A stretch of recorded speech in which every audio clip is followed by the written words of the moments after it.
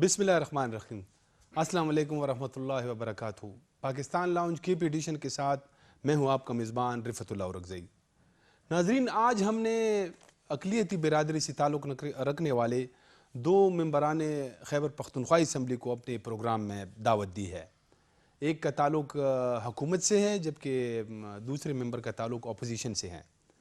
तो आज हम इनसे जो पहले कुछ सूबे के मसाइल है उन पर गुफ्तगू करेंगे, और फिर इनके जो अक़लियतों के मसाइल है वो जैसे हमें नज़र आ रहा है कि वो बढ़ते जा रहे हैं, तो उन पर भी तफसील से गुफ्तगू करेंगे। तो मैं आप तारुफ़ कराई देता हूँ। हमारे पहले मेहमान जनाब रवि कुमार साहब, पाकिस्तान तहरीक इंसाफ से इनका ताल्लुक़ है, मखसूस नशिस्त पे ये मुंतखब हुए हैं। हमारे दूसरे मेहमान जनाब सरदार रंजीत सिंह साहब, ये भी अक़लियती बिरादरी से है, जमीयत उलमा इस्लाम की मखसूस नशिस्त पे ये मुंतखब हुए थे खैबर पख्तूनख्वा असम्बली के लिए। आप दोनों को प्रोग्राम में खुशामदीद कहता हूँ। बहुत शुक्रिया। रवि कुमार साहब, पहले हम थोड़ा सा ये बल्दियाती इंतखाबात के हवाले से कुछ बात करेंगे। हाल ही में बल्दियाती इंतखाबात हुए, तो जो हुक्मरान जमात है पाकिस्तान तहरीक इंसाफ, उनको बहुत बड़ा धचका लगा। जो पहले मरहले में तकरीबन 17 अजला में जो इंतखाबात हुए, उसमें वो बिल्कुल ऐसा समझ लें कि जैसे कुछ इलाकों से जो उनके रिवायती गढ़ थे वहाँ से उनका बिल्कुल सफाया हो गया है। ये क्या वजह है इसकी? सबसे पहले तो रिफ़तुल्लाह साहब, आपका शुक्रिया कि आपने हमें दावत दी अपने प्रोग्राम में। और आपका प्रोग्राम ख़ुसूसी हम देखते हैं और इससे बहुत कुछ हम सीखते हैं, जो करंट अफेयर्स होते हैं पॉलिटिक्स के। देखें, रवायती यही होता है कि जिस जिस गवर्नमेंट की जो है वो उसके पास हुक्मरानी होती है तो उसी के लोग आते हैं। तो पहली दफ़ा जो है आपने देखा कि एक बड़े फ्री एंड फेयर इलेक्शंस हुए, ट्रांसपेरेंट इलेक्शंस हुए, और उसके बाद जो है रिज़ल्ट आपके सामने है। धचका तो खैर नहीं लगा। बदकिस्मती ये है कि सबसे ज़्यादा वोट लेने के बाद भी हम लोग सेकंड नंबर आए हैं इस सूबे में।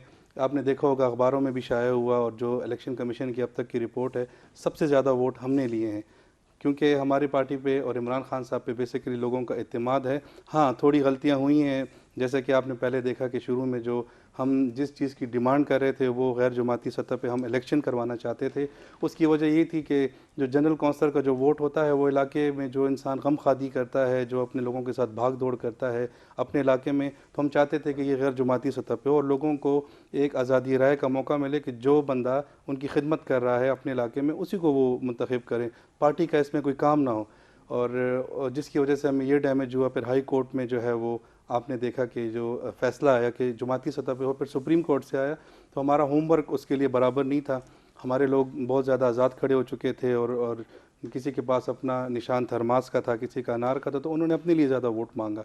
तो पीटीआई को जो है वो धचका इस बात पे लगा कि जो पॉलिसीज़ थी जो हमने बनाई थी असम्बली से पास करके, वो हाई कोर्ट और सुप्रीम कोर्ट से चेंज हुई। हम अदलिया की जो है वो एहतराम करते हैं, तो हमें ये हुआ। सेकेंडली आपने देखा कि जो हमारे कैंडिडेट्स थे उसकी जो सिलेक्शन थी, जैसे कि खान साहब ने भी ट्वीट किया था कि थोड़ी सी रॉन्ग सिलेक्शन हुई है, और जहाँ पे आज़ाद हमारे खड़े हुए हैं, अगर उन दोनों का वोट आप कंबाइन कर लें तो उससे भी हमारे पार्टी का सबसे ज़्यादा वोट बैंक बनता है। तो मैं समझता हूँ कि थोड़ा सा हमारा होमवर्क बराबर नहीं था, जिसकी वजह से हमारी पार्टी को धचका तो नहीं लगा, लेकिन हमें सीखने को बहुत कुछ मिला। और इसी फैक्टर्स को हम देखते हैं इंशाल्लाह आगे अब सेकंड फेज़ में जाएंगे, और इंशाल्लाह फिर हम अपना वोट बैंक जो दोबारा गेन आपने करेंगे। ख़ुद भी बात की कि जैसे हम हमारी वो होमवर्क नहीं थी, तो एक तासुर है कि जो हुक्मरान जमात पाकिस्तान तहरीक इंसाफ है वो ये चाहती नहीं चाह रही थी कि इलेक्शन हो, क्योंकि ऑलरेडी जो इलेक्शन बल्दियाती इंतखाबात हुए वो 2 साल की ताख़ीर से हुए। ये तो सुप्रीम कोर्ट के हुक्म पे इलेक्शन हुए हैं, मतलब हुकूमत तो नहीं चाह रही थी। तो ये क्या ये तासुर दुरुस्त है? देखें, पाकिस्तान की बदकिस्मती ये रही है कि हर पार्टी जो है जीतने के बाद जो जीत जाती है वो कहती है कि धांधली नहीं हुई, जो हार जाती है वो कहती है धांधली हुई है। हमारा मौक़िफ़ ये था कि हमने इलेक्ट्रॉनिक वोटिंग मशीन जो है उस पे हमने एक एक्सपेरिमेंट करना चाहते थे खान साहब, और चाहते थे कि आइंदा इलेक्शन ईवीएम मशीन पे हो, ताकि ये लोगों के गिले मानदे ख़त्म हो। हमारी पार्टी पिछले साल इलेक्शन करना चाहती थी, लेकिन कोरोना की वजह से बार बार वो डेट चेंज हुई। आपने भी देखा, आप सहाफ़ी हैं, तो जब जब भी इलेक्शन की बात होती, कोरोना की वजह से वो नहीं हो सकता था। पाकिस्तान के और पूरी दुनिया के हालात ऐसे थे, लॉकडाउन में थे, तो हम पिछले साल इलेक्शन कर ही नहीं सकते थे, जिसकी वजह से वो इलेक्शन अब हमें करवाना पड़ा। हमने 2019 में वो एक्ट पास किया था, वो कैबिनेट से फिर असम्बली में आया था, 20 में मेरे ख्याल में हमारा एक्ट पास हो गया था जो लोकल गवर्नमेंट का था, लेकिन कोरोना की वजह से वो उस टाइम इलेक्शन नहीं हो सकता था। अच्छा सरदार रंजीत सिंह साहब, आपका ताल्लुक जमीयत उलमा इस्लाम से है। वो जैसे हमने इलेक्शन में देखा भी कि पहले मरहले में उन्होंने बड़ी अच्छी परफॉर्मेंस दी है। ज़्यादातर इलाकों में वो इलेक्शन जीत गए हैं। जो हमारा साउदर्न बेल्ट है, जो वैसे भी रिवायती एक गढ़ समझा जाता है GI का, वहाँ से तो वो वैसे भी जीत गए हैं। लेकिन जैसे पेशावर हुआ, फिर मर्दान में, चारसद्दा में, वहाँ पे भी उन्होंने जो है ना काफ़ी सारी सीटें जीती हैं। तो क्या आप ये तवक्को कर रहे थे, या ये आप लोग भी तवक्को नहीं कर रहे थे, अचानक से हुआ? नहीं, ऐसी बात नहीं है। देखें, सबसे अजीब व गरीब बात तो इस वक्त ये थी कि आपने पीछे कई सालों पे चले, जब जब भी बल्दियात के इलेक्शंस हुए तो अमूमन ऐसा हुआ कि जो हुक्मरान जमात होती हैं उन्हीं के जो उम्मीदवारान होते हैं बल्दियात में भी, और वही जीतते हैं और वही आते हैं और वही हुकूमत के अंदर शामिल। लेकिन इस दफ़ा चूँकि हमारे जो साथी बैठे हैं और इनकी हुकूमत भी थी और इनके सामने लोगों ने अपना रिज़ल्ट इनको वाज़े किया कि लोग क्या चाहते हैं, वो आप लोगों से तंग आ चुके हुए हैं। उन्होंने अपना हक़ राह दही इस्तेमाल किया, उन्हें पता था कि हमारे लिए क्या मुफीद है इस वक्त मौजूदा सूरत हाल। देखें, बल्दियात लोकल गवर्नमेंट की सतह पे ये जो हमारे इंतखाबात होते हैं, इसी जगह पे जाके आपको सही रिज़ल्ट मिलते हैं कि आपकी गली कूचे में रहने वाला इस वक्त क्या चाह रहा है। उन्होंने अपना वोट का इख्तियार जो था उन्होंने सही तरीके से इस्तेमाल भी किया, और हम तो 2018 के इलेक्शन में भी इन्हें कहते आ रहे थे कि हमारा मैंडेट चुराया गया है। उस वक्त भी हमारी हुकूमत को लोगों ने, हमारे लोगों को, हमारे जो कैंडिडेट्स थे उस वक्त भी पास किया, लेकिन वो चीज़ें खैर सब के सामने थी। अब मैं पिछली बातों में नहीं जाना चाहूँगा, लेकिन आपके फोरम पे मैं फिर एक दफ़ा जमीयत उलमा इस्लाम के उन तमाम साथियों को जो कामयाब हुए उनको भी मुबारकबाद देता हूँ, और जो अदरवाइज़ जो दूसरी पार्टियों के लोग उम्मीदवारान इसमें पास हुए हैं उनको भी मुबारकबाद देते हैं। लेकिन ये बात ठीक कही रवि कुमार साहब ने, जैसे कहा कि हमारी तैयारी नहीं थी, लेकिन इनको पता था कि हम इलेक्शन करवाने वाले। इनकी तैयारी क्यों नहीं थी? इनके अपने मामलात ही नहीं तय पा रहे थे। इनको पता ही नहीं चल रहा था कि हमें अपने बैट पे वोट करवाना चाहिए, इलेक्शन के लिए खड़ा करना चाहिए, हमें आज़ाद उम्मीदवारान खड़े करने चाहिए। इन्होंने बहुत सारी लोग इन्होंने अपने आज़ाद उम्मीदवार खड़े किए हैं, तो उस वजह से भी कम से कम जो आज़ाद उम्मीदवार इन्होंने खड़े किए हैं वो भी कई जगह पे रह गए हैं। कोई इक्का दुक्का वो भी जीते हैं। बहुत सारे आज़ाद उम्मीदवार जो ऐसे थे जो जीत के अभी हमारी पार्टी में शामिल हो रहे हैं, क्योंकि अब आप अगर या तो ये कहते कि वो उम्मीदवार हमारे थे तो वो इस वक्त हमारे साथ शामिल ना होते, क्योंकि वो तो आपके थे। लेकिन खैर ये चीज़ें होती हैं और इसे सीखना चाहिए। अच्छा, ये जो PTI हारी है, तो क्या आप समझते हैं कि ये एंटी PTI वोट आप लोगों को मिला है, जो मुल्की हालात है उसकी वजह से, या आपकी पार्टी की अपनी भी कुछ मेहनत थी इसमें, या पहले से प्लानिंग थी? नहीं नहीं, आप अगर पीछे देखते जाए, आपको पता है कि खैबर पख्तूनख्वा के अंदर हमारी जमात एक बहुत बड़ी जमात है, और इसमें जमीयत उलमा इस्लाम का वोटर भी है, सपोर्टर भी है। तो ये सारा हमारा अपना वोट था, ये हमारा अपना वोट बैंक था, जो इससे पहले भी हमें कास्ट हुआ लेकिन हमारे तक पहुंच ना सका है। और इस दफ़ा जिस तरह ये खुद भी कहते हैं कि हमने फेयर इलेक्शंस करवाए हैं, तो जहाँ इन्होंने करवाए हैं तो इन्हें इस चीज़ को भी एक्सेप्ट करना चाहिए कि वोटर ने हमें अपना वोट कास्ट किया और वो हमारे तक पहुँचे। अच्छा ठीक है। अच्छा रवि कुमार साहब, कुछ लोग अभी जैसे इलेक्शन ख़त्म हुए हैं तो अब तज्जिए हो रहे हैं, रिसर्च हो रही है सारा कि जी ये जो जैसे मतलब इलेक्शन में लोगों ने फैसला दिया है, तो इसको लोग कह रहे हैं कि ये वोटर ट्रेंड जो तब्दील होते हैं, जैसे अब यहाँ पे खैबर पख्तूनख्वा में हमने देखा, ये 3-4 इलेक्शन तो हमें भी याद है कि 2002 में, फिर जैसे MMA कैसे मतलब एकदम अचानक से पूरा उन्होंने स्वीप किया पूरे सूबे को। फिर 2008 में ANP जो है ना वो आई, उन्होंने भी इसी तरह, फिर 13 में PTI जाहिर है, फिर 18 में भी PTI। तो क्या ये वाकई वोटर ट्रेंड है, वो मतलब लोग जो है ना वही तब्दील हुआ है? देखिए जी, जो पख्तून वोटर है वो किसी को दोबारा मौका नहीं देते, लेकिन इमरान खान वो हर दिल अजीज़ इस मुल्क के शख्सियत हैं और लीडर हैं जिनको लोगों ने दोबारा एतमाद किया खैबर पख्तूनख्वा के। और जैसे उनको ये मुल्क मिला, देखें लोग अब शऊर रखते हैं। अगर इन्होंने महंगाई की बात ये कर रहे हैं और ये कह रहे हैं कि महंगाई की वजह से लोगों ने वोट नहीं दिया, तो महंगाई तो उन इलाकों में भी थी जहाँ से पीटीआई 15 सीटें निकाल गई है। और जहाँ तक महंगाई की बात है, आप देखिए इंटरनेशनली जो है वो इश्यूज़ हैं। कोरोना से लॉकडाउन दुनिया में रहा, उसके बाद दुनिया में एकदम जो है वो ट्रैफिकिंग शुरू हो गई और सारी चीज़ें महंगी होना शुरू हो गई, तो पाकिस्तान पे भी इसका इम्पैक्ट पड़ा है। सेकेंडली, जो इस मुल्क के ऊपर कर्ज़ा है, अगर लोग समझते हैं कि ये मुल्क इमरान खान के आने के बाद इमरान खान एक प्लेट में इनको ये सब कुछ करके देगा कि जी बस ये मुल्क आज़ाद हो गया है IMF से और ये सारी चीज़ें होंगी, तो मैं समझता हूँ कि लोगों की जो है वो गलत सोच है। लोगों को जैसे पहले कुर्बानी दी थी 1947 में ये मुल्क बना है, उसी तरह इस इमरान खान जो कह रहा है घबराना नहीं, इस मुल्क ने अभी भी कुर्बानी देनी है। वो कुर्बानी क्या है कि वो IMF के कर्ज़ों से निकलना है हमने।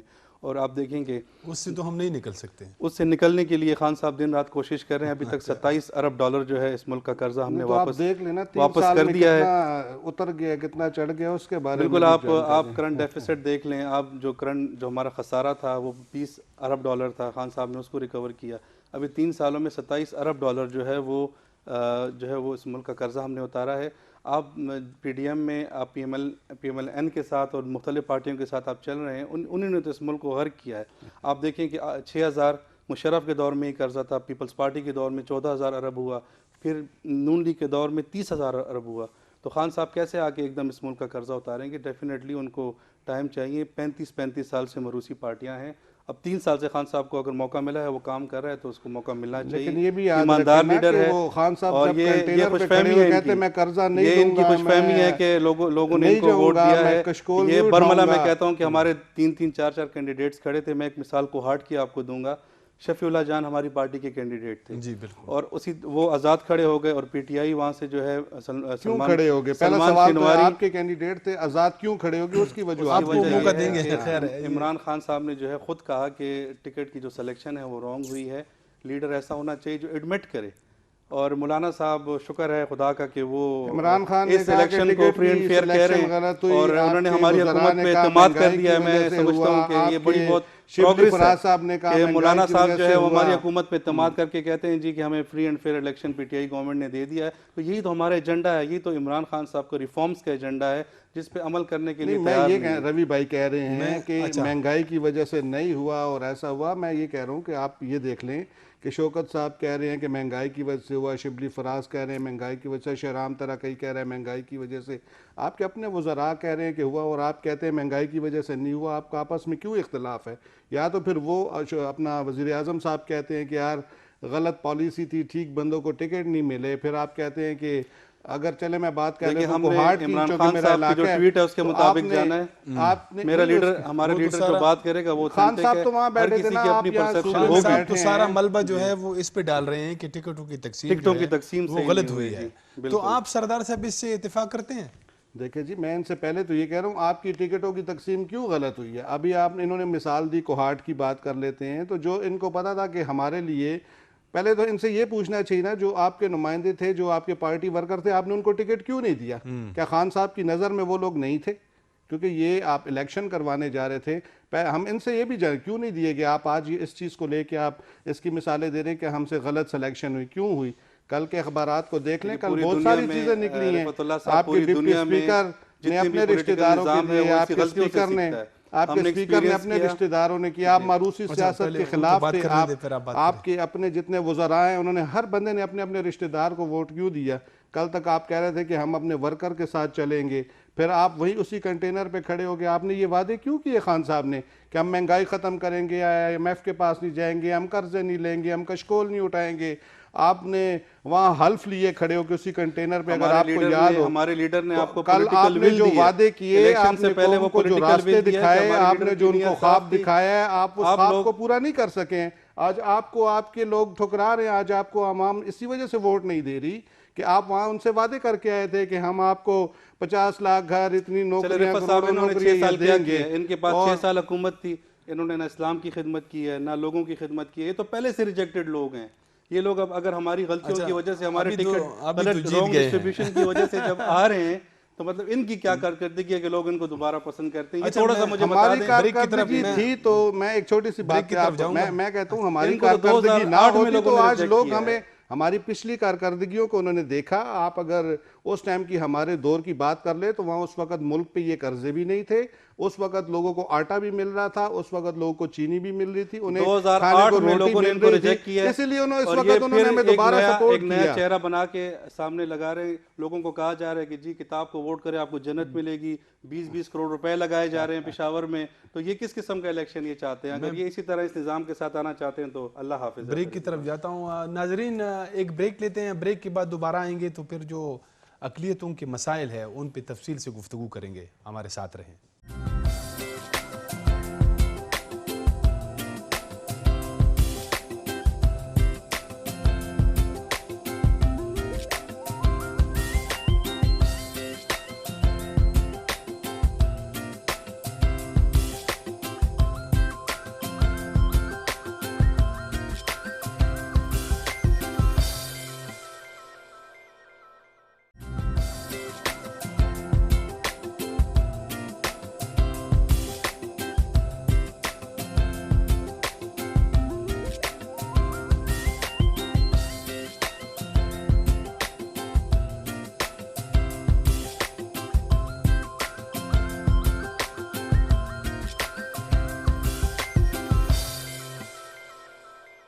ब्रेक के बाद दोबारा खुशामदीद। मैंने जैसे आप दोनों को इनवाइट किया है तो उसमें जो मेन हमारा फोकस है वो ये जो अक़लियतों के, माइनॉरिटीज़ के जो खैबर पख्तूनख्वा में या पूरे मुल्क में जो मसाइल है वो हम जो है ना आज कोशिश करेंगे कि उसको सामने लाएं। तो सरदार साहब, पहले आप बताएं, आप ख़ुद भी चूँकि माइनॉरिटी MPA हैं, ख़ुद जो है ना इन मसाइल से ज़्यादा वाकिफ़ हैं। हमारे सूबे के जो माइनॉरिटीज़ यहाँ पे रिहाइश पजीर है उनके क्या बड़े बड़े मसाइल हैं? बिल्कुल जी, देखें चूँकि वो इस सूबे के रिहायशी हैं और इस वक्त उनको भी वही तमाम मसाइल दरपेश हैं जो हमारी तमाम आवाम को हैं, क्योंकि इस वक्त महंगाई इतनी ज़्यादा हो चुकी है कि उनको खाने को रोटी नहीं मिलती और ये सब का एक बुनियादी मसला है। ये अभी आगे जो हम बात कर रहे थे तो मैंने रवि भाई से यही उनको समझाने की कोशिश कर रहा था कि इस वक्त जो मौजूदा सूरत हाल आप लोगों ने इस मुल्क का जो सत्यानाश कर दिया है उसकी वजह से मिनॉरिटी मेजॉरिटी तमाम एक जैसे हो चुके हैं। अच्छा। आपने तो मेजॉरिटी को भी मिनॉरिटी बना दिया है इस वक्त, इसलिए उनके भी सेम वही मिसाइल हैं जो हमारी तमाम मेजॉरिटी के। लेकिन अभी आपने एक सवाल किया कि मिनॉरिटीज़ के लिए इस वक्त सूबे में हम देख लें कि हम बार बार असम्बली फ्लोर पे आके हुकूमत से मुतालबे करते रहते हैं कि देखें, खान साहब का एक जुमला था कि कब्र में सुकून है, और मैंने कई दफ़ा कहा कि देखें चले सबके लिए, जिनके लिए कब्र है उनके लिए कब्र है और हमारे लिए शमशान घाट है। हमारा कम से कम हमें भी वो सुकून ले लेने दो कि हम शमशान घाट में सुकून ले लें। और ये मुझे असम्बली फ्लोर पे आके भी ये बात की। इस वक्त बुनियादी मसला जो हमारी हिंदू और सिख कम्युनिटी के लिए चल रहा है वो सबसे बड़ा सूबे में एक शमशान घाट का मसला है। अच्छा। जो जिसका हल सबसे ज़्यादा ज़रूरी था कि देखें, अमवात होती हैं उसके लिए हमें अपनी मजहबी रसूमात अदा करते हुए शमशान घाट डेड बॉडी को ले जाना पड़ता है।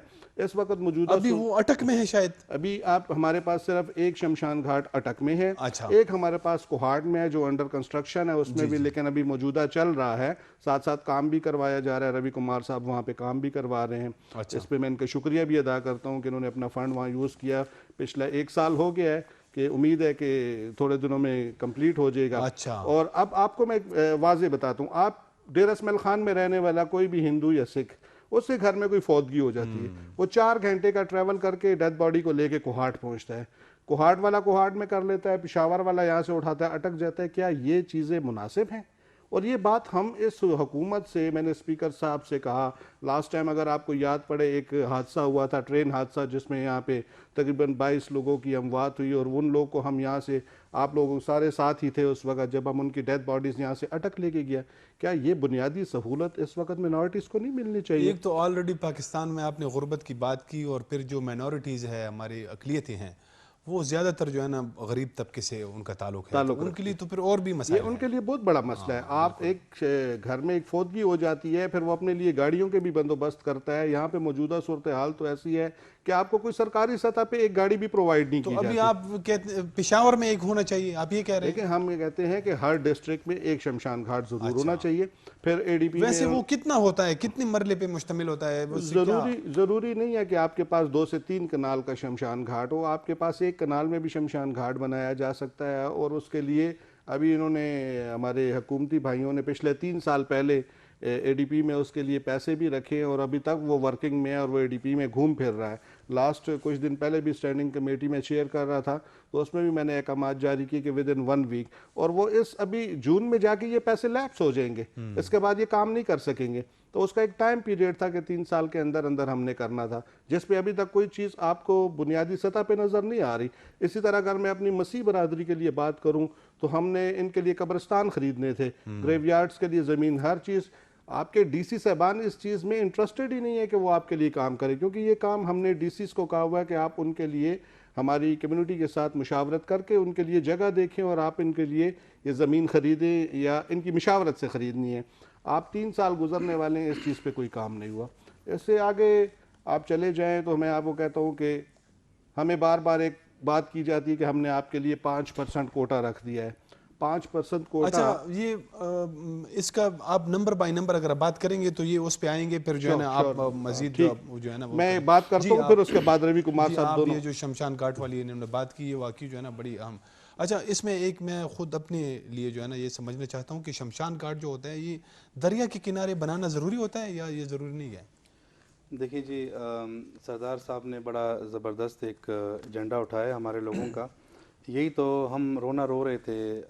इमरान खान ने अगर आज नौजवानों को मौका दिया तो इसीलिए हम सियासत में आए कि हमें पिछले 20 सालों में माइनॉरिटी से कोई मसले हल होते हुए नज़र नहीं आ रहे थे, जिसकी वजह ये थी कि आप देखें 2002 में जमीयत की हुकूमत थी 2008 तक, फिर एनपी की हुकूमत थी। आप मुझे एक सिंगल काम बता दें जिन माइनॉरिटी के लिए इन्होंने किया हो, एक सिंगल काम बता दें। सरदार जी यहाँ पे बैठे हैं, ना हमारे पास जॉब कोटा था, ना हमारे पास एजुकेशन कोटा था, 0.5% था, उसके मुताबिक हो रही थी। आप 0.5% जो है 0.5% जो है 100 में से आधा बनता था। सरदार जी मेरी बात सुने ना, अब आप मेरी बात सुने, ये मसले कहाँ से जन्म लेते हैं मुझे वहाँ बताने दें ताकि आवाम को भी नहीं। अब शमशान घाट में हम कोटे को डाल देंगे तो कोटे नहीं, में आप बात शमशान घाट तो मैं नहीं यही कह रहा हूँ कि जो 20 साल जो हुकूमतें चली थी, 20 साल जो हुकूमतें चली थी, उन्होंने ना शमशान घाट पे तवज्जो दी, हमारे ना एजुकेशन कोटा पे तवज्जो दी, ना उन्होंने हमारे जॉब कोटा पे तवज्जो दी, ना उन्होंने हमारे डेवलपमेंट फंड्स को तवज्जो दी, ना उन्होंने हमारे स्कॉलरशिप को तवज्जो दी, ना उन्होंने हमारे बेवाएँ जो हैं, हमारी यतीम बच्चे हैं, उनके फंड्स की तरफ तवज्जो दी। मतलब आज ये अगर ये मसाइल उठे हैं तो इसको सिर्फ पीटीआई ने एड्रेस किया। पीटीआई आई तो उन्होंने जो है ये सारे मसले उठाए। देखिए पीटीआई ने 3 साल पहले देखिए मैं इसीलिए इसमें कह रहा हूं कि जब वो हुकूमत मुझे बात करने दें तो मैं समझा सकूं ना। आवाम को गुमराह करना बड़ा आसान है, लेकिन आप पिछले 20 सालों की बात नहीं करें ना। आज आप बैठे हैं तो आप पीटीआई के आप मेंबर आप एक पार्टी को रिप्रेजेंट कर रहे हैं, मैं भी एक पार्टी को रिप्रेजेंट कर रहा हूं। आपकी पार्टी ने 6 साल हुकूमत की है, जो पिछली हुकूमत आपकी पार्टी ने उस दौरान जो हमारे मेंबरान बैठे थे उनकी कमजोरी थी। इसको मैंने पहले आपको अप्रिशिएट किया कि आप आए, आपने अच्छा काम किया। उस वक्त जो मेंबरान बैठे हुए थे ना, देखिए आपके क्वेश्चन में आप इस चीज को क्लियर कर रहे हैं। उस वक्त जो मेंबरान थे उन्होंने काम नहीं किया, आज तो आप काम कर रहे हैं। मैं आपको ये बात कर रहा हूँ। देखिए माइनॉरिटीज आज मैं पीटीआई के साथ हूं, मैं पीटीआई की पॉलिसी की बात करूंगा। नहीं कह सकता कि शौकत यूसुफजई जाके हमारे लिए वहां पे शमशान घाट खरीदेगा। आप देखेंगे, विल्सन वजीर देखेगा, मैं पीटीआई की पॉलिसी की बात कर रहा हूं। आप अपनी कुहाड़ का जो शमशान घाट है उस पे कितना काम हुआ है और कब तक रेडी हो जाएगा? हमारे पास सूबे में जहाँ शमशान घाट नहीं थे, पीटीआई गवर्नमेंट ने उसके लिए फ़ंड रखा। 3 साल पहले वो फ़ंड रखा गया था। अभी हमारे पास सूबे में जो अवेलेबल शमशान घाट्स हैं वो बुनेर में 2 हैं, इस टाइम स्वात में है, इस टाइम कोहाट में है। अच्छा। इस टाइम पहले की बनी मर्दान हुई है, में, जो पहले के बने हुए, मर्दान में हमारे पास है, ठीक है, अटक में हमारे पास है। इसी तरह हमारे पास शमशान घाट 7-8 हैं सूबे में। लेकिन हमारी गवर्नमेंट आई तो हमने रियलाइज किया, और इसमें 9 सालों में कोई शमशान घाट नहीं बना हुआ। अच्छा। अगर आप ये कहें कि पिछले 5 सालों का पीटीआई का जो दौर गुजरा उसमें ये शमशान घाट बने या इन 3 सालों में ये नहीं बनाए गए, शायद ये प्रायोरिटीज नहीं थी। देखिए जी, ये लोग मुर्दे का सोचते हैं, पहले हम जो जिंदा लोग हैं उनका सोच रहे हैं। जब आपके पास जॉब कोटा नहीं था, आपके पास एडमिशन कोटा नहीं था, तो उसमें उसका पहले सोचना था, लोगों को रोजगार देना था। देखिए प्रायोरिटीज की बात है सरदार जी। अगर आपके पास लोगों के पास खाने को कुछ नहीं था, मुलाजमत कुछ नहीं थी, पहले हमने लोगों को वो मुहैया करना था। देखिए जब हमारी हुकूमत दोबारा आई तो हमने ये एडीपी में प्रोग्राम रखा। उसमें पेशावर में सेक्शन 4 भी लगा, ठीक है, लेकिन वहाँ के मकामी लोगों ने कहा कि जी आप यहाँ पे जो कब्रिस्तान है वो शमशान घाट है वो ये ना बनाएं। लोगों के कुछ एतराज़ात थे, वो डीसी ने दूर करने की कोशिश की, लेकिन उसमें जो है फिर कोरोना आ गया। 1.5 साल जो है उसमें हमारे वो ज़ाया हो गए। अच्छा। ये सारी चीज़ें अंडर प्रोसेस हैं। सरदार जी यहाँ पे बैठे हैं, मेरे भाई हैं। हम जब शुरू में बैठे थे तो इन्होंने कहा था कि मैं हंगू और बनू और डी खान का मैं दिखूंगा, मैं जाके वहाँ पे डीसी से मिलूंगा। हमने कहा, हमने वेलकम किया, हमने कहा आप जाएं, तो हमने इन पे छोड़ा था। अगर आज ये वहाँ पे नहीं करवा सके तो आप हमें बताएं, हम जाके वहाँ पे बैठें, उनके लिए काम करें। आपने वहाँ पे मीटिंग्स की, बनू में भी की, आपने हंगू में भी की, आपने मैंने खान तो में पहले भी कहा की, कि हमारे ठीक जो है। डीसी आपने कहा साहबान मैं हैं, साउथ रीजन से ताल्लुक रखता हूँ, आप हमारे ओपोजिशन में थे, हमने कहा हम साथ लेके चलते हैं, हमारे भाई हैं। इन्होंने वहाँ पे आज तक एक भी सेक्शन 4 लगाया नहीं एज एमपी है माइनॉरिटी के। और आप बेहतर जानते हैं तो कि एमपीए का काम आप सेक्शन हमें 4 कह लगाना देते नहीं है, आपके डिपार्टमेंट नहीं, का काम है। और आपने कहा था ये डिपार्टमेंट जिम्मेदारी को मैं देखूंगा, आपने आप कहा था ये जिम्मेदारी मैं नहीं, देखूंगा। ये अभी आप ठीक है, कह रहे हमने हैं, अब ये तो हम ऐसी मिनिस्टर बात कर ही नहीं मिनिस्टर सकते। साहब ने कहा कि आप देख लें, आपका डिपार्टमेंट साउथ रीजन देखना है, वो जरा आपको का जहाँ पे काम हमारी होता है, जरूरत पड़ेगी आपका आप एडवाइजर हमें बैठ कहें, है, ठीक है। मेरा काम एज ए ओपोजिशन असेंबली में आके पॉइंट रेस करना है, और आप हुकूमत हैं, आपका काम है उस मामलात को हल करना। मैं आपके फ्लोर पे खड़े होकर बार बार कहता रहा कि हमारी मसीह कम्युनिटी के लिए कब्रिस्तान नहीं मिल रहे हैं, हमारे सिखों और हिंदुओं को शमशान घाट नहीं मिल रहे हैं, हमारे ये मुतालबात हैं, आप इनको पूरा करिए। तो आपका काम है। ये डीसी आपके बैठे हुए हैं, हम पहले दिन फ्लोर पे खड़े होकर ये कहते रहे कि डीसी सेक्शन 4 लग गया, स्वात में आप कह रहे हैं लग सेक्शन चुका 4 है, लग गया, कब से लग चुका है? मर्दान में सेक्शन 4 लगा हुआ है। अच्छा जी, जमीन अभी एक्वायर नहीं की गई? नहीं नहीं देखें नहीं लग चुका ना। आपको पता है कि आप गलत बयानी कर रहे हैं, नहीं लग चुका। ये हमने 1894 जो एक्विजिशन एक्ट है, सवाल करता हूँ फिर मैं आपकी तरफ आता हूँ। 1894 जो एक्विजिशन एक्ट है उसके मुताबिक एक प्रोसेस होता है, एक प्रोसीजर होता है। सेक्शन 4 लगता है, 5 लगता है, 6 लगता है, 16 लगता है, 17 लगता है, उसका अपना एक प्रोसीजर होता है। हमने वहाँ पे मर्दान में सेक्शन 4 लगाया, स्वात में सेक्शन 4 लगा, नौशहरा में सेक्शन 4 लग चुका है मसीह कब्रिस्तान पे। वहाँ पे शमशान घाट का ये इशू था कि वहाँ पे दरिया के किनारे एग्रीकल्चर वालों के पास लैंड थी, उसकी समरी जो है वो अनकरीब आने वाली है। देखिए कोविड का जो आप 1.5 साल है वो तो आप किसी ने भी काम नहीं किया, किसी भी गवर्नमेंट ने पाकिस्तान में काम नहीं किया। अब दोबारा की कमजोरी है। अब दोबारा अब जी, इस चीज़ को मैं मानता हूँ कि जो डिप्टी कमिश्नर है उनकी प्रायोरिटीज शायद कोविड से लेके अभी तक कुछ और रही हैं। अच्छा, इमरजेंसी में था ये मुल्क, वबा में था, तो शायद उनकी प्रायोरिटीज़, लेकिन अब इंशाल्लाह सरदार साहब ने भी स्टैंडिंग कमेटी को चेयर करते हुए अपने इंस्ट्रक्शन जारी किए। हमारी भी यही इंस्ट्रक्शन है कि अनकरीब ये काम किया जाए। इसके अलावा हमारी गवर्नमेंट ने देखें बड़े अच्छे इनिशिएटिव्स लिए हैं पिछले 3-4 सालों में। आप देखें तो माइनॉरिटीज़ सूबे की बड़ी खुशहाल है, उन्होंने कभी भी डायरेक्टली आके गवर्नमेंट से कोई गिला नहीं किया। अपोजिशन के तो प्रोपेगेंडे होंगे, लेकिन आवाम जो है वो हमारे साथ स्ट्रीमलाइन है। ये वाहिद गवर्नमेंट है जिनके पॉलिटिकल लीडरशिप, इवन के अपोजिशन का लीडर भी जो है या अपोजिशन का माइनॉरिटी एमपीए भी है, वो अपनी आवाम से जाके मिलता है।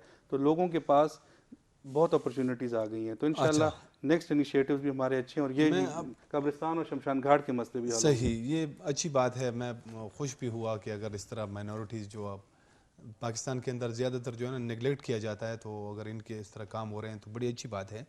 ये सरदार साहब, मैं आपकी तरफ भी फिर आऊँगा। ये जो क़याम पाकिस्तान के वक्त जो एक माइनॉरिटीज़ की पाकिस्तान में एक तादाद बताई जाती है, मुख्तलिफ रिपोर्ट्स है कि तकरीबन 24% थी, और आज जो है ना वो 4% तकरीबन रह गई है। तो ये मतलब ये तादाद क्यों कम हुई? ये लोग यहाँ से माइग्रेट कर गए या क्या वजह है इसकी? देखें, आपने ये सवाल किया, लेकिन मैं उससे पहले कोई और बात करना चाह रहा था जी। लेकिन मैं पहले इसका जवाब देता हूँ। फिर बात ये कि आपने ख़ुद ये कहा कि लोग कम हो गए। हमारा सबसे बड़ा मसला सिंध का रहा। हमारे खैबर पख्तूनख्वा से ना लोग माइग्रेट हुए और ना कोई ऐसी वजूहात हैं कि उनको यहाँ से होना पड़ता। छोटी छोटी चीज़ें होती हैं और वो हर मुल्क में होती हैं, हर जगह होते हैं। तो ज़्यादातर ये लोग, हम ये कह सकते हैं, वहाँ पे जो फोर्स कन्वर्जन थी उसके हवाले से कह लें, काफ़ी सारे लोग वैसे कारोबारी लिहाज से भी यहाँ से वहाँ चले गए। साथ साथ मौजूदा सूरत हाल और हालात भी ऐसे रहे। आप अगर इन पिछले 3-4-5 सालों में भी देखें तो उसमें भी लोग यहाँ से गए हैं, हिंदुस्तान चले गए, ख़ास तौर पे मिनॉरिटीज़ से के हवाले से। फिर दूसरी बात मैं अभी जो आपसे कह रहा था कि करना चाह रहा था, आपने मेजर इश्यूज़ का सबसे बड़ा इस वक्त सिख कम्युनिटी का जो हमारा मसला चल रहा है, सूबे के नहीं बल्कि मैं ऐसे कहूँगा कि पूरे पाकिस्तान का मसला है, दुनिया भर का मसला है। मेरी इस हवाले पे कल भी किसी से बातचीत हो रही थी। हिंदुस्तान के एक एंकर थे, उन्होंने मुझे ऑनलाइन मुझे कॉल की और मुझसे बातचीत कर रहे थे, और उन्होंने कहा कि ये क्यों ऐसा कि पाकिस्तान के अंदर आपको किरपान नहीं छोड़ी जाती, क्यों अलाउ नहीं की जाती। हाल ही में हाई कोर्ट का एक फ़ैसला भी आया है, और उसमें भी ये कहा गया कि ये हथियार नहीं है। मैं आपके तवसत से आज के इस प्रोग्राम के चैनल कि तवसत से भी लोग, ये हथियार नहीं है, ये हमारा मजहबी निशानी है। हमारे 5 ककार होते हैं, उनमें से एक ये किरपान भी हमारी एक मजहबी निशानी है। तो ये सबसे बड़ा इस वक्त सिख कम्युनिटी का मसला है कि अगर आज आपके यहाँ पे हम आते हैं और हमारी पहले चेकिंग की जाती है, हम किसी सरकारी इदारे में जाते हैं और वहाँ अगर हमारे पास किरपान होती है तो पहले वो रोका जाता है। और हाँ, ये भी है कि जिन लोगों को इसके बारे में जानकारी है, बहुत सारी ऐसी जगहें, तो वो कहते हैं कि नहीं ठीक है, किरपान तो इनकी मजहबी निशानी छोड़ी। ये सबसे बड़ा मसला है। अभी रवि कुमार साहब तो बैठे इसका हैं, कोई लाइसेंस भी होता है? इसका कोई लाइसेंस नहीं होती। दुनिया अच्छा। बहुत सारे ममालिक के अंदर इसके ऊपर कोई ऐसा नहीं है। उनको हुकूमती सतह पे हमें कानून बनाने की ज़रूरत है, कानून पास कराने की। ये डेली कवानीन बनाते हैं, आज भी शायद कोशिश में है कोई बिल पास करने के। एक नया बिल भी बनाया जा रहा है, उस पर भी हमें चाहिए था कि आज हम बात करते कि आप अभी खुद ही एक्सेप्ट भी कर रहे हैं एक साइड पे कि यार हमारी डीसी साहब की कमज़ोरी है, और उधर आपने जो मेयर 26-26 हज़ार और 50-50 हज़ार और 60-60 हज़ार वोट लेके आए हैं, और अब आप कहते हैं असिस्टेंट कमिश्नर के नीचे वो काम करें। तो ये खुद ही अच्छा, आपके इसमें लिए सरदार साहब ये जो किरपान की आपने बात की, वैसे आम तौर पे वो एक हथियार तो है ना, मतलब वो हथियार तो बिल्कुल उसकी शक्ल भी हथियार जैसे, वो एक खंजर सा होता है ना। जी। तो मतलब इसको ऐसा नहीं किया जा सकता कि अगर उसकी थोड़ी सी शक्ल तब्दील की जाए, उसमें ज्यादा वो वाली जो आंसर होता है किसी को जख्मी करने वाला, देखिए, वो कम एक नहीं तो किया जा वो सकता? इस पोजीशन में नहीं होता कि वो आपको जख्मी कर सके। वो एक इस शक्ल में जरूर बना होता है। अगर हम इस चीज को कह लें कि हथियार है, तो बार सारा दिन आपने जो प्लास्टिक के चाकू बना के और जगह जगह पे बच्चे खिलौने के तौर पे इस्तेमाल करें, तो हमें उन चीज़ों पे भी पाबंदी लगा देनी चाहिए। हम बार बार इस चीज़ को वाजे कर रहे हैं कि ये हमारी मजहबी निशानी है, और ये इस हद तक है 5 से 6 इंच की एक किरपान होती है, और वो हम अपने साथ रखते हैं, हमारे कपड़ों के नीचे होती है। उससे किसी को क्या खतरात हो सकते हैं? फिर वाजे आप पिछला रिकॉर्ड निकाल के देखें कि आज तक सिख वाहिद एक ऐसी मैं ये नहीं कहूँगा, और कौमें भी पुरअमन कौमें, हम किसी को वो नहीं करना चाहते, लेकिन अगर सिख कम्युनिटी की तरफ आप जाएं तो आपको पीछे कोई ऐसी चीज़ नज़र नहीं आएगी कि कभी उनकी कोई इस किस्म की एक्टिविटीज़ रही हों, कोई ऐसी वारदात हुई हो, कोई इस किरपान का ऐसा इस्तेमाल हुआ हो जो कि लोगों के लिए मुश्किलात पैदा कर सके। नाजरीन, एक ब्रेक लेते हैं, ब्रेक के बाद दोबारा आएंगे तो रवि कुमार साहब से ये जो 2-3 सवालात उन्होंने उठाए हैं उस पर बात करेंगे। हमारे साथ रहें।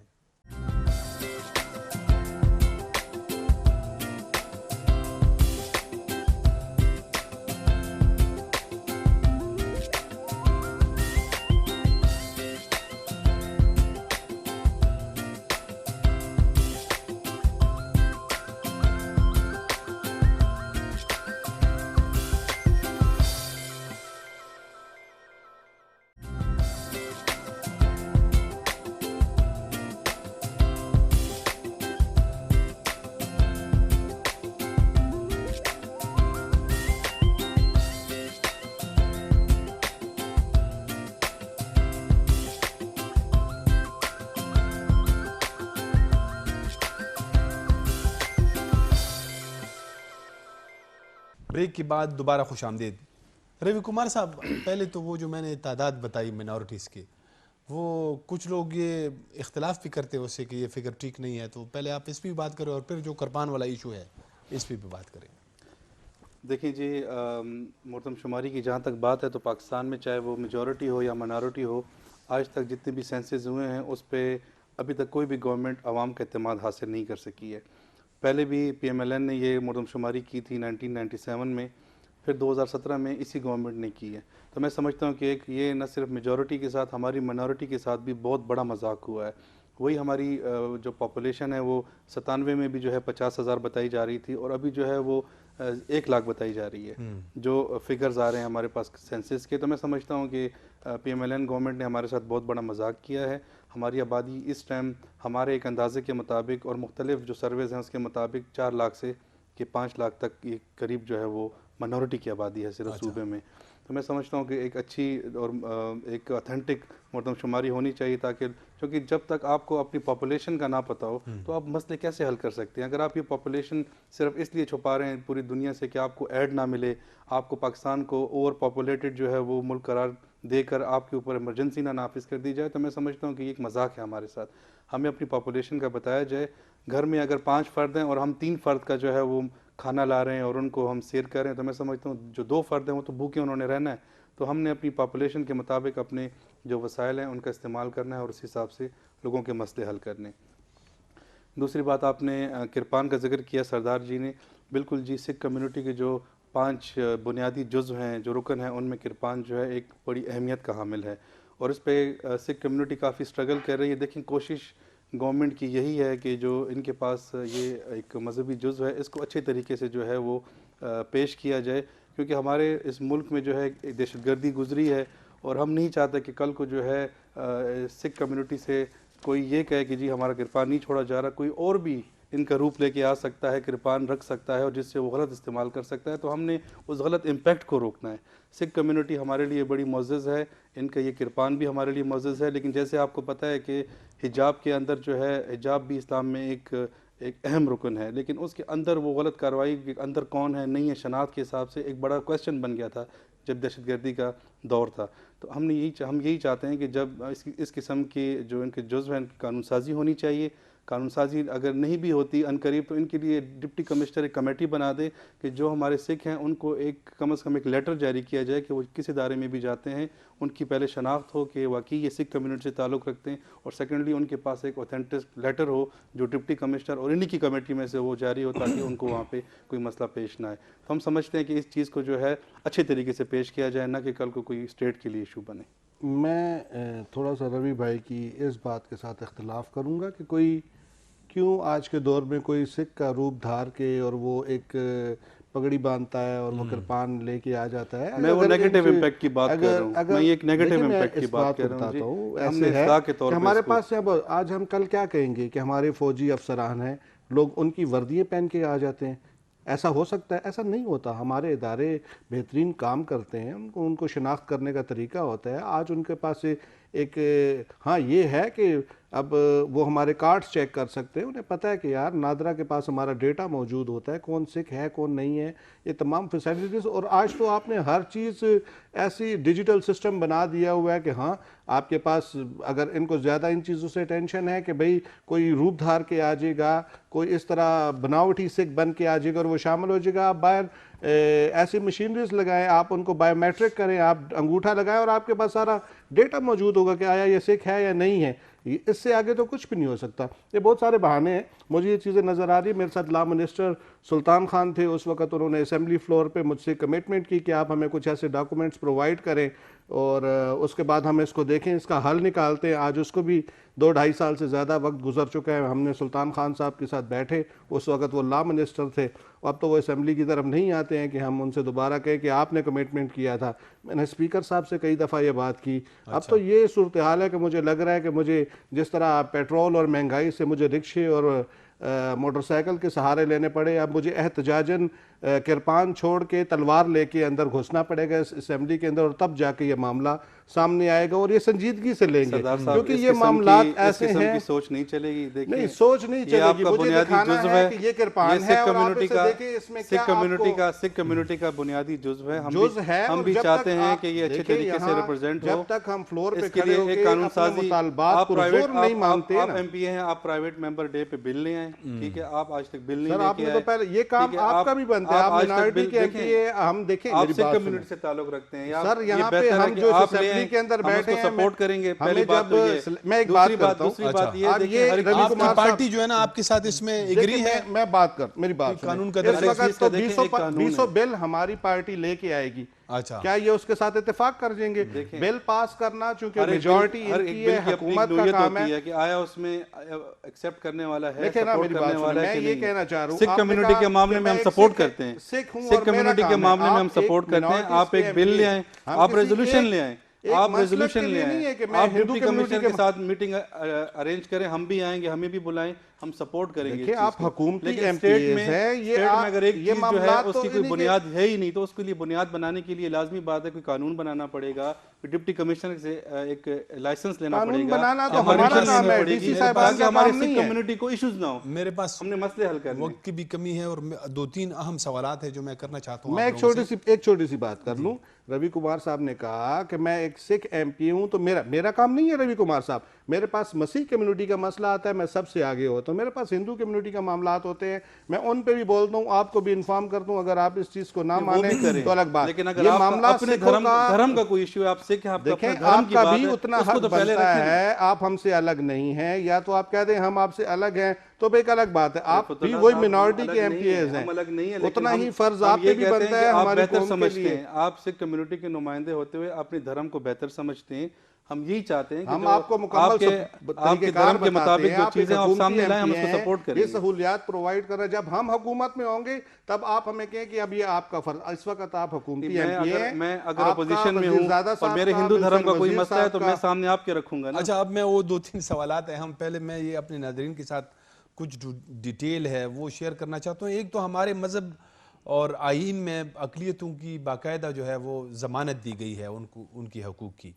और मैं यहाँ पे क़ायद-ए-आज़म मोहम्मद अली जिन्ना की वो मशहूर तकरीर है जो 11 अगस्त 1947 को उन्होंने कानून असम्बली से किया था, तो उसमें वो कहते हैं कि पाकिस्तान में आप आज़ाद हैं, आप आज़ाद हैं अपने मंदिर में जाने के लिए, आप आज़ाद हैं अपने मसाजिद में जाने के लिए, और किसी भी इबादतगाह में आपका कोई मज़हब, अकीदा, ज़ात या मसलक हो सकता है। रियासत की अमूर का इससे कोई ताल्लुक़ नहीं। इसके बाद आप देखेंगे कि कुछ अरसे के बाद हिंदू हिंदू नहीं रहेंगे और मुसलमान मुसलमान नहीं रहेंगे। मैं ये बात मजहबी मानों में नहीं कह रहा, क्योंकि ये तो हर फर्द की निजी अकीदों का मामला है, बल्कि रियासत के बाशिंदा होने की बिना पे सियासी मानों में कह रहा हूँ। तो ये जो एक मशहूर तकरीर है क़ायद-ए-आज़म मोहम्मद अली जिन्ना की, अब मैं ये आपको बताने का मकसद ये था, नाज़रीन के साथ भी शेयर करने का, कि जो हमारे माशरे में जो एक इंतहा पसंदाना सोच है, मजहबी तबका जिसमें आपकी जमात जैसे आपका ताल्लुक़ भी एक मजहबी जमात से है, तो वो जो एक माइनॉरिटीज़ के हवाले से भी है, बाकी भी जो है ना वो यानी वो सोच जो है ये नहीं है कि सिर्फ उससे माइनॉरिटीज़ इफ़ेक्ट हो रहे हैं, उससे मुसलमान भी इफ़ेक्ट हो रहे हैं। तो ये जो मजहबी सोच है, ये आप समझते हैं कि ये मतलब बदस्तूर मौजूद है और उसको कैसे ख़त्म किया जा सकता है? देखें, इस वक्त जो ज़्यादा मसाइल दरपेश हो रही है उसकी एक मेन वजह नया पाकिस्तान है। जब हम कायद-ए-आज़म के पाकिस्तान को रखते तो उस वक्त तक ये मामलात ऐसे ना होते। अब आप नए पाकिस्तान की तरफ चल पड़े। आगे इन्होंने एक बात करते हुए कहा कि यार आपकी ये हुकूमतें क्या हुआ। मैं उस वक्त चूँकि ये बात कर रहे थे, मैं इंटरप्ट नहीं करना चाह रहा था। आप देख लें, आपके पास जिंदा मिसाल है, आपके स्पीकर मुश्ताक गनी साहब का इलाका है एबटाबाद। दुरानी साहब वहाँ से गुजर रहे थे, रोड से गुजरते हुए उन्होंने देखा, उस टाइम के वो सीएम थे, उन्होंने वहाँ से गुजरते हुए देखा कि सामने एक चर्च है और इसकी बड़ी बोसीदा हालत है। फिर उन्होंने रुके वहाँ पे। आप वहाँ के जाके चाहे ये सवाल आप स्पीकर साहब से ही पूछेंगे तो वो आज भी चर्च भी आबाद है और उन्होंने उसी टाइम उस चर्च को बनाया। हम तो सीएम साहब के आगे रो रहे हैं। हमने आपको हमारी तमाम डिटेल्स जाती हैं, आपको उन तमाम चीज़ों का पता होता है, जो जो कार्रवाई होती है आपके सामने होती है।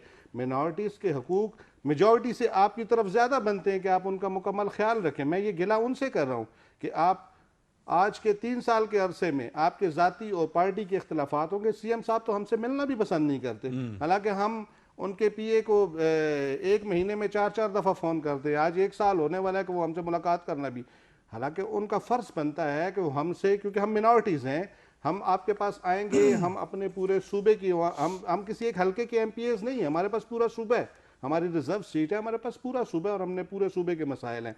हम उनके पास आएंगे, लेकिन अगर वो हमसे मिलेंगे नहीं, हम उन मामला को कैसे डिस्कस करेंगे।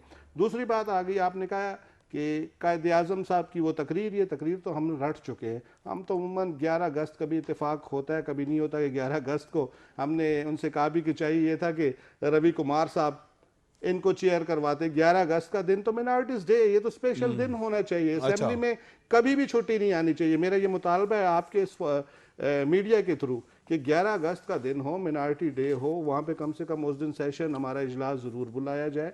उस दिन एक स्पेशल डे हो, उसमें हमारे किसी मिनॉरिटी मेंबर को मौका दिया जाए कि वो चेयर करे और पूरी दुनिया में ये पैगाम जाए कि हाँ, यहाँ देखें कि मिनॉरिटीज़ को कितनी सहूलियात भी दी जाती हैं और हमें कितने हकूक़ भी हासिल होते हैं। इससे हट के एक बहुत एक ख़ास मुद्दे की तरफ आता हूँ। इसी टाइम में मैं रवि कुमार साहब ने आगे भी कहा, पिछली हुकूमतें बिल्कुल मैं इत्तेफाक करता हूँ बहुत कमज़ोरियाँ रही होंगी, लेकिन मौजूदा खुदारा आपके पास 9 साल हो गए, आप इस सूबे के अंदर बैठे हैं। आप बार बार कहते हैं आपको अवाम ने इतना पसंद किया, आपकी जो पॉलिसीज़ थी उन पर वो इतने खुश हुए। आप देख लें, मैं इनसे सवाल करता हूँ कि आरे बाज़ार मंदिर का मसला पिछले 20 सालों से, जितने आपके खान साहब को यहाँ आने में टाइम लगा उससे ज़्यादा टाइम से ये मामला चल रहा है। उसमें हमारा दौर हुकूमत भी गुजरा, शायद उस वक्त हम इतने एक्टिव नहीं थे या मेरी जगह कोई और मेंबर था तो वो एक्टिव नहीं था। ऐसे मामला यहाँ 20 पड़े हुए हैं। ये मैं इनके ऊपर कोई वो नहीं कर रहा। आर्य बाज़ार में मंदिर है, हिंदू और सिख कम्युनिटी के आपस में इख्तलाफात हैं जी। और इसको 20-22 साल से ज़्यादा का अरसा ऐसे ही है ना, गुजर चुका है। आज तक वो मंदिर बहाल ना हो सका। जबकि सिख कम्युनिटी का आपके यहाँ शहर के अंदर गुरुद्वारे हैं जो काफ डिपार्टमेंट के अंदर उनके अंडर है, उन्होंने 1500 और 2-2 हज़ार रुपये में किराए दी हुई हैं, 5-5 कनाल के, 4-4 कनाल के। ये बहुत बड़े मसाइल हैं जो इस वक्त दरपेश हैं और सबसे ज़्यादा ज़रूरी हमारे लिए कि ये कायद आज़म साहब की उस तकरीर के साथ कि आप आज़ाद हैं, आप अपने मंदिर जाने के लिए आज़ाद है, आप अपने गुरुद्वारे और चर्चेज में जाने के लिए आज़ाद है, आप अपनी इबादत के लिए आज़ाद हैं। आज़ाद तो हम तब हैं जब हमारे गुरुद्वारे हमारे पास होंगे। हमारी कम्युनिटी इस चीज़ की परेशानी में नहीं रहेगी कि अब आपने जिस बंदे को कब्ज़ा दे दिया है अब इसके लिए 20 लाख हम कहाँ से लाएं कि हम इनको 20 लाख दे के और हम इनसे अपना ये कब्ज़ा वापस ले सके। हमारी कम्युनिटी कमज़ोर है, उसको उनको अच्छी तालीम देने के लिए उनके पास पैसे नहीं है, उनको ये कर्ज़े छुड़ाने के लिए कहाँ से उनके पास पैसे होंगे। तो मेरे ख्याल में बहुत काम की ज़रूरत है और जो बैठे हुए साहिबान हैं उनको चाहिए कि अगर आज वो आपका प्रोग्राम के तवज्जुह से देख ले तो ये ज़रूर ये सीएम साहब से मिले, ये जाके मिले, ये इनकी यहाँ पे भी हुकूमत है, इनकी यहाँ पे भी हुकूमत है और इनकी वहाँ पे भी हुकूमत है। अच्छा, ये जो अभी इन्होंने बड़ी अच्छी तजवीज़ दी कि 11 अगस्त को जो है एक माइनॉरिटी डेज़ मनाना चाहिए। एक और जो मैंने वो पहले सवाल इनसे भी किया था कि जो इंतहा पसंदाना सोच है माइनॉरिटीज़ के हवाले से वो कैसे ख़त्म हो सकती है और क्या हुकूमत उस पर कोई काम कर रही है? लेकिन सबसे पहले तो आपने कहा कायद-ए-आज़म मोहम्मद अली जिन्ना साहब की आपने जो 11 अगस्त की स्पीच के बारे में बताया, 11 अगस्त को उनकी स्पीच क्यों ज़रूरी थी? 14 अगस्त को जब पाकिस्तान वजूद में आ रहा था तो 11 अगस्त को कायद-ए-आज़म ने ये फ़ील किया कि ये स्टेट जो है ये स्टेट जो है वो तमाम मज़ाहब के लोगों के लिए बन रहा है। इसमें हमारे पास हिंदू भी हैं, क्रिश्चियन भी हैं, पारसी भी हैं, सिख कम्युनिटी के लोग भी हैं और इस तरह और दीगर मज़ाहब के लोग भी हैं। कैलाश भी उस टाइम इसी मुल्क में था। तो उन्होंने सोचा कि अगर आज मुसलमान ये कॉन्स्पेरेसी कर रहे हैं कि ये मुल्क तो सिर्फ मुसलमानों के लिए, तो उन्होंने ये वाज़िया कर दिया कि ये मुल्क तमाम मज़ाहब के मानने वाले लोगों के लिए, जिन्होंने कहा मैं पाकिस्तान के लिए जद्दोजहद की है। और उनकी ये जो तारीख़ी स्पीच थी वो आज हम बिल्कुल सरदार साहब ने जैसे कहा हम रटे हुए हैं और वो कायद-ए-आज़म जिसने पाकिस्तान बनाया है हमें उन्हीं के इस बात के बाद हम इस मुल्क में आज़ाद हैं। आज तक हमें कोई मसला नहीं हुआ। अगर कोई कहता है कि माइनॉरिटी के लिए मुल्क नहीं बना तो मैं उस चीज़ को मानते ही नहीं हूँ। जो ऑथेंटिक थे वो कायद-ए-आज़म थे, उन्होंने अपनी स्पीच में वाज़िया कर दिया। पॉलिटिकल इश्यूज़ ज़रूर हो सकते हैं लेकिन मज़हबी इश्यूज़ हमें नहीं है। आज तक हमें किसी ने मंदिर जाने से, चर्च जाने से, गुरुद्वारा जाने से नहीं रोका। इवन कि जो कैलाश कम्युनिटी है जो पूरी दुनिया में नहीं पाई जाती, पाकिस्तान में भी अपने जो सारे फेस्टिवल्स हैं वो बड़े अच्छे तरीके से अपनी मुस्लिम कम्युनिटी के साथ चतराल कैलाश में जो है वो कर रहे हैं। तो ये बहुत बड़ी बात है। इसलिए पाकिस्तान को दुनिया में एक मकाम हासिल है जहाँ पे इंटरफेथ हारमनी देखी जा सकती है बाकी मुल्कों से ज़्यादा, क्योंकि यहाँ पे एक एडिशनल जो हमारे पास रिलीजन है, कैलाश का ट्राइब है, वो पूरी दुनिया में नहीं पाया जाता। तो हम समझते हैं कि पाकिस्तान इस ज़मरे में सबसे आगे। सेकंड बात, आपका क्वेश्चन क्या था दूसरा? ये कि इंतहा पसंदाना सोच जो है जी, वो जो माइनॉरिटीज़ के हवाले से है, जैसे मंदिरों पे हमले होते हैं, फिर वो जो है ना चर्चेस पे होते हैं, ये गुरुद्वारों पे होते हैं।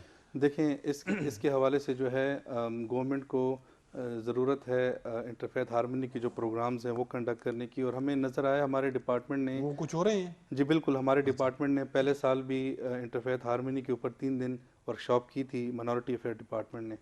देखिए प्रैक्टिस हम ये करते हैं कि हम ज़्यादातर ये पीसी होटलों में और हम लोग बड़े बड़े होटलों में कुछ चंद लोग बुलवा लेते हैं और हम समझते हैं कि पाकिस्तान में इंटरफेथ हारमनी इससे बढ़ेगी। हमने पहली दफ़ा एक एक्सपीरियंस किया कि हमने मदरसे के स्टूडेंट्स को बुलाया 3 दिन की वर्कशॉप में।